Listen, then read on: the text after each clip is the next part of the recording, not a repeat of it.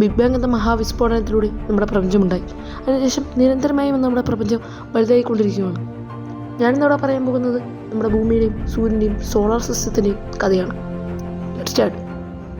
Big ബാങ്ങിന് ശേഷം പ്രപഞ്ചത്തിൽ ഒഴുകിക്കൊണ്ടിരുന്ന വലിയ മേഘപാളികളും പദാർത്ഥങ്ങളും ചേർന്ന ഒരു ഘടനയാണ് സോളാർ നെബുല. ഈ നെബുലയുടെ കേന്ദ്രഭാഗത്ത് പദാർത്ഥങ്ങൾ അടിഞ്ഞുകൂടി ചൂട് വർദ്ധിച്ചു. ഒരു ദിവസം അതൊരു പൊട്ടിത്തെറിയായി മാറി. അങ്ങനെയാണ് നമ്മുടെ സൂര്യൻ ജീവിച്ചത്. സൂര്യന് ശേഷം ബാക്കി വന്നിരുന്ന പദാർത്ഥങ്ങൾ ചേർന്ന് ചെറിയ ചെറിയ ഉൽക്കകളായി മാറി. ആ പദാർത്ഥങ്ങൾ ചേർന്ന് ഗോളാകൃതിയിലുള്ള ഗ്രഹങ്ങളായി മാറി. അതിലൊന്നായിരുന്നു നമ്മുടെ ഭൂമി. പക്ഷേ ഇന്ന് കാണുന്നത് പോലെ അല്ലായിരുന്നു നമ്മുടെ ഭൂമി.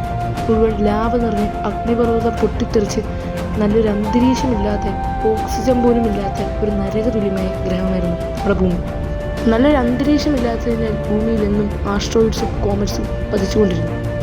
ഒരു ദിവസം ഒരു വലിയ ധൂമകേതു വന്ന് ഭൂമിയിൽ പതിക്കുകയുണ്ടായി. അതിനുശേഷമാണ് നമ്മുടെ ചന്ദ്രൻ ഉണ്ടായത്.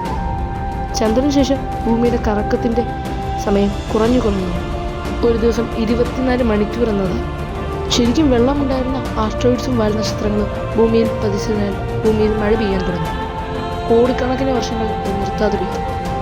അങ്ങനെയാണ് ഭൂമിയിൽ വെള്ളമുണ്ടായത്. ഈ വെള്ളത്താൽ ഭൂമി മുങ്ങിയിരുന്നു.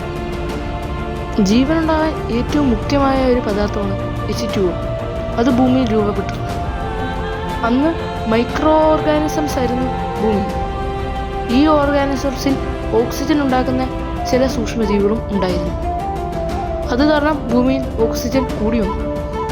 ഓക്സിജൻ ഉണ്ടെങ്കിൽ എന്തായാലും ജീവനുണ്ടാകും, സ്വാഭാവികം. അങ്ങനെ ഒരു ദിവസം ഭൂമിയിലെ സമുദ്രത്തിൻ്റെ ഉള്ളിൽ നിന്നും വലിയൊരു അഗ്നിപർവ്വതം പൊട്ടിത്തെറിച്ചു. ഈ പൊട്ടിത്തെറിച്ച ലാവ സമുദ്രത്തിലെ വെള്ളവുമായി കലർന്ന് കട്ടിയായി. അങ്ങനെയാണ് ഭൂമിയിലെ ആദ്യത്തെ വൻകര രൂപപ്പെട്ടത്. ഭൂമിയിൽ അങ്ങനെ പതിയെ പച്ചപ്പ് വ്യാപിക്കാൻ തുടങ്ങി. ടെക്ടോണിക് പ്ലേറ്റിൻ്റെ ചലനം കാരണം ഭൂമിയിൽ ഉണ്ടായിരുന്ന വൻകരകൾ എല്ലാം കൂടിച്ചേർന്ന് വലിയൊരു ഭൂഖണ്ഡമായി മാറി. അതിന് വിളിക്കുന്ന പേരായിരുന്നു പാഞ്ചിയ. ഈ സമയം കൊണ്ട് നമ്മുടെ കടലിൽ ചെറിയ ചെറിയ ജീവികളും പായലും കോറൽ റീഫ്സും ഒക്കെ വന്നു തുടങ്ങി. പിന്നെയും കുറേ കാര്യങ്ങൾ കഴിഞ്ഞപ്പോഴത്തേക്കിന് മീനുകളും മറ്റു ജീവികളും ഭൂമിയിൽ കടലിൻ്റെ ഉള്ളിൽ പ്രത്യക്ഷപ്പെടാൻ തുടങ്ങി. പക്ഷേ ഇതിപ്പോൾ കാണുന്നത് പോലുള്ളതായിരുന്നു. തികച്ചും വിചിത്രവും ഭയാനകവും ആയിട്ടുള്ള ജീവികളായിരുന്നു. കണ്ടാൽ നമുക്ക് തന്നെ പേടിയാകുന്ന രീതിയിലുള്ള വിചിത്രമായിട്ടുള്ള ജീവികളായിരുന്നു അന്നത്തെ കാലത്ത്. പിന്നെയും കടലിൽ ഒത്തിരി വെറൈറ്റി ടൈപ്പായിട്ടുള്ള ജീവികൾ പ്രത്യക്ഷപ്പെടാൻ തുടങ്ങി. കടലിൽ ഒത്തിരി തരത്തിലുള്ള ജീവികളും സസ്യങ്ങളും വന്നു തുടങ്ങി. പിന്നെ പതിയെ വെള്ളത്തിലുണ്ടായിരുന്ന ചില ജീവികൾ കരയിലോട്ടും വന്നു തുടങ്ങി. ഇവരെ വിളിക്കുന്ന പേരാണ് ബേ ജീവി. ഇവരിൽ നിന്ന് പരിണാമം സംഭവിച്ചാണ് വേറെ തരത്തിലുള്ള ജീവികൾ ഉണ്ടായത്. അതിലൊന്നായിരുന്നു ഡൈനോസസ്. മനുഷ്യർക്ക് മുമ്പേ ഭൂമിയിൽ അടക്കി വഴിയുന്ന ജീവികളായിരുന്നു ഡൈനോസസ്. ഇതിൽ തന്നെ ഒത്തിരി ടൈപ്പായിട്ടുള്ള ഡൈനോസസ് ഉണ്ടായിരുന്നു. ഉയരം കൂടിയവ, ഉയരം കുറഞ്ഞവ, വാലുള്ളവ, മുള്ളുള്ളവ, അങ്ങനെ. അവസാനം ഇവയ്ക്കും അന്ത്യം സംഭവിച്ചു. ഒരു വലിയ ആസ്ട്രോയിഡ് വന്ന് ഭൂമിയിൽ പതിക്കുകയുണ്ടായി.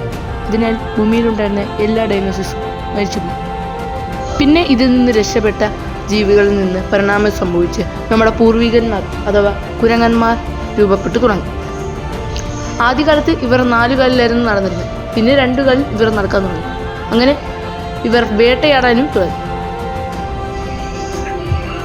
അന്ന് വിശപ്പിന് മാത്രം ഊർജം കണ്ടുപിടിക്കുന്ന ആൾക്കാരായിരുന്നു അന്നത്തെ മനുഷ്യന്മാർ. ഇവരിൽ നിന്ന് പരിണാമം സംഭവിച്ചാണ് ഇന്ന് കാണുന്ന മനുഷ്യന്മാർ ഉണ്ടായത്. നിങ്ങൾക്ക് ഈ വീഡിയോ ഇഷ്ടപ്പെട്ടെന്ന് വിചാരിക്കുന്നു. ഇതിലും നല്ല വീഡിയോസായിട്ട് ഞാൻ വീണ്ടും വരും. നന്ദി, നമസ്കാരം.